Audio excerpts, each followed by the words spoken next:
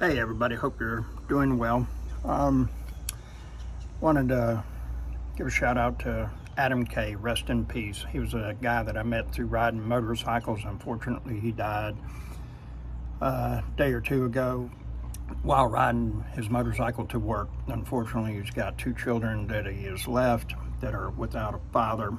He was very much a family man, and so my heart goes out to the family, and everybody's in my prayers. This video today is going to be about one of the things that I do with myself is the harsh truth about who it is that I really am. And the thing that has been extremely helpful, bittersweet, definitely uncomfortable coming to grips with is a lot of times I'm not who I think I am. And I know that comes as a surprise, and some people are like, well, that's just impossible. But the simple fact is, not always do I come through for myself and for others in who it is that I portray myself to be. So, tell you a little story. If you've been following my channel for time, I had truly a badass that was working for me. Her name was Carla. She was with me for 8 years. And funny story about her is, generally speaking, you don't look and seek out women to work construction, okay? Just doesn't come subconsciously. Generally speaking, people would say construction is a man-dominated field. It is. Carla asked me for a job. I didn't think too much about it. And then 2 weeks later, she asked me about it again. And so I was like, well, okay. At the time I was dating a lady, told her, said, hey, do you mind me hiring a woman? She ain't but ugly or anything like that. No friction, no worries. Okay. So Carla and I go to Chinese buffet, have a meal and an interview. And so, two birds, one stone. And get through the interview, offer her a job. And I told her, I said, I need to get your driver's license number or a copy of your driver's license, get you on the payroll. Boom! She pulled it out. Just like that. No, hey, I gotta wait. No, I gotta get it. No, I got a photocopy. I don't have the real thing, and I've heard it all. Pulled it out. Okay, great. So then, well, if you want direct deposit, you'll get paid on Thursday. If you want a paper check, you'll get it on Friday. I need an account number and a routing number. Boom, pulled them out. Slid them over on the table, said, there you go. So, I'm kind of like, well, alrighty then. We're going to get this party started. She comes to work for me the next day. We had 8 great years, for sure. Unfortunately, she's not with me any longer. Time affects us all physically and everything like that. However, she does every now and then come back and do some jobs for me, and still total badass and everything like that. Definitely miss her on the job site, working with her. I always was dependable, true rock star. Very rare to find somebody like that in the trades. So I go back and I talk to my girlfriend, and I said, yep, she's hired, and this is what she did, and this is what happened. And I never thought about the correlation. However, my girlfriend of the time pointed it out and said she wanted to work. She really wants to work. And I was like, okay, yeah, I give you that. So the thing that, not only do I use that to illustrate a point, but I also have to ask myself, what is it that I do, okay? Because I could tell I'm a real estate investor, all right? And a lot of people I run into say this. And you meet them, Well, where you at? What are you doing? Oh man, I'm running the numbers and I'm looking at some deals and everything like that. And I'm like, cool, okay. You don't see him again. See him a year, 9 months. Hey man, how's it going? Oh man, it's good to see you and everything. High five and everything like that. What do you think about this market? It's great, it's bad, whatever. Okay. So then I'm like, well, where are you at?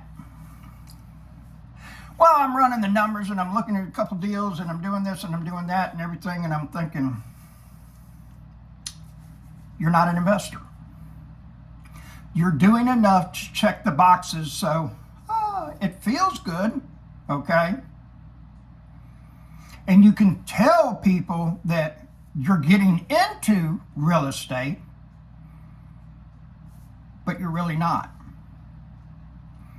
And I have to ask myself, with not so much as being in real estate, because I've already purchased real estate, I am a real estate investor, but different areas of my life, okay?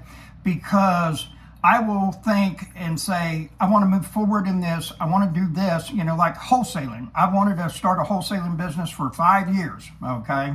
Well, guess what? I wanted, and I wanted, and I wanted.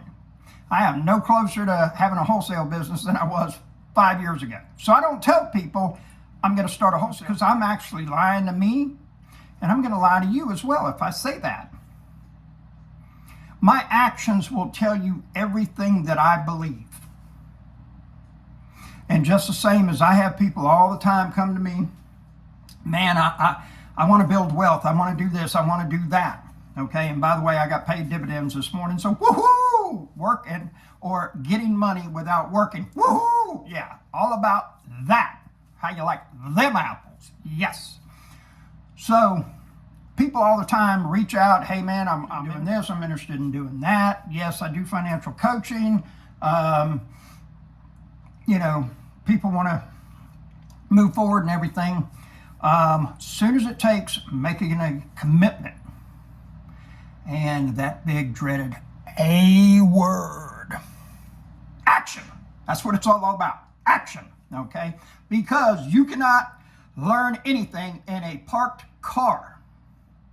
You actually have to put the key in, put it in drive, and start. Oh, you might hit a pothole.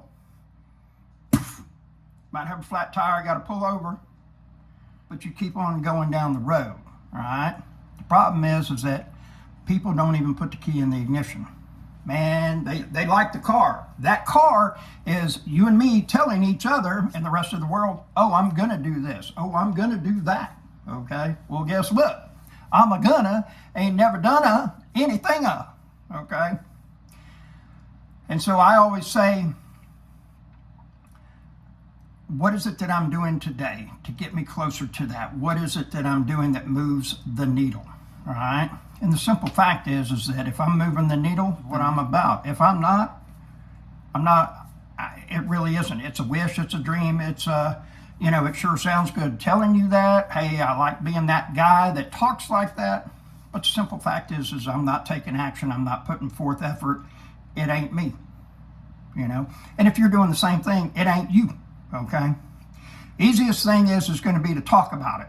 Hardest thing is going to be is to take action. And believe it or not, I've had people pay me, okay, to mentor them and then do nothing. And then basically face of this earth, okay?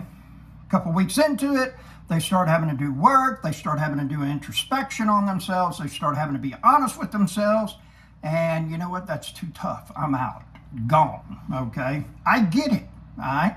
That's why there's so very few people walking around that are multimillionaires, because they've done all those things. They've had those conversations, and they chose to take action.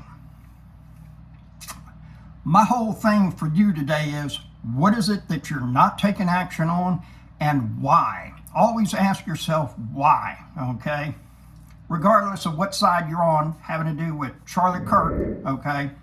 He was real good at asking questions of people. Like, I saw one interview where, the person that he was had a dialogue with, said, you really need to vote for Kamala Harris. He said, why?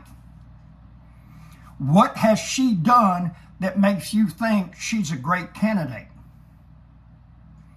That person could never tell him, and I'm not saying she's bad, that person could never tell him exactly one thing that he thought was absolutely remarkable that she has done that causes him to want to vote for her.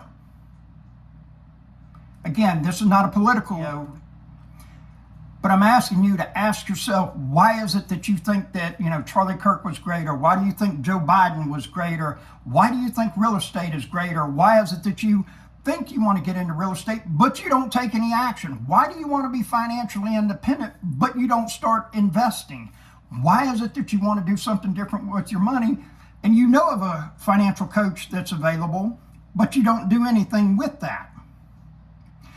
Because if you can figure out why you're doing it, then only then can you change. Okay? It's like if you get a scratch on your elbow, we already know that you got a scratch, you put a Band-Aid on it. But how did you get the scratch? If we can figure out how you got the scratch, then you can stop getting that and then move forward. But the thing is if you never figure that out, it's going to continue to happen, okay? Stop putting Band-Aids in your life. Start going for cures so that you can make changes and enjoy a different way of life. I want you to have a great weekend.